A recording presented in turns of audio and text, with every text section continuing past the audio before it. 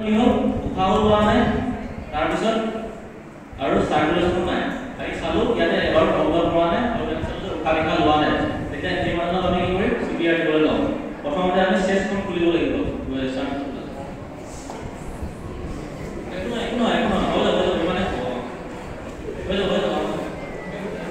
প্ৰথমতে চলাটো খুলিলো তাৰপিছত কি কৰিম জাইফাৰ প্ৰসেস বুলি এটা বস্তু আছে ঠিক আছে সবৰে এই ৰকম প্ৰসেস থাকে যোনটো এনপি পাৰ্ট ৰিপছৰ তলত যে থাকে এই বস্তুটো এটা কয় জাইফাৰ প্ৰসেস তাৰ দুৱাৰৰ ওপৰত হ'ব লাগিব পিকচাৰত দেখাই আছে দেখিছানে প্ৰসেসটো দেখিছা এইটো দেখিছা তাৰ দুৱাৰৰ ওপৰত হ'ব লাগিব দুৱাৰৰ ওপৰত দেখিছা দুৱাৰটো লৈ লৈছে আৰু ওপৰত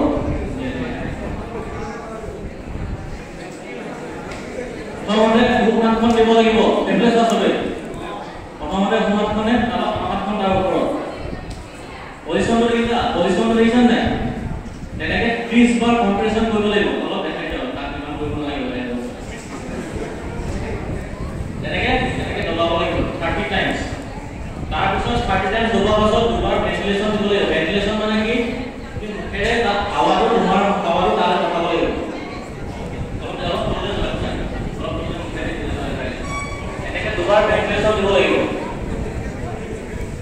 বুজি পালা নাই 30 টাইমছ কম্প্ৰেছন 30 বাৰ কম্প্ৰেছ কৰিব লাগিব দুবাৰ ভেন্টিলেশন দিব লাগিব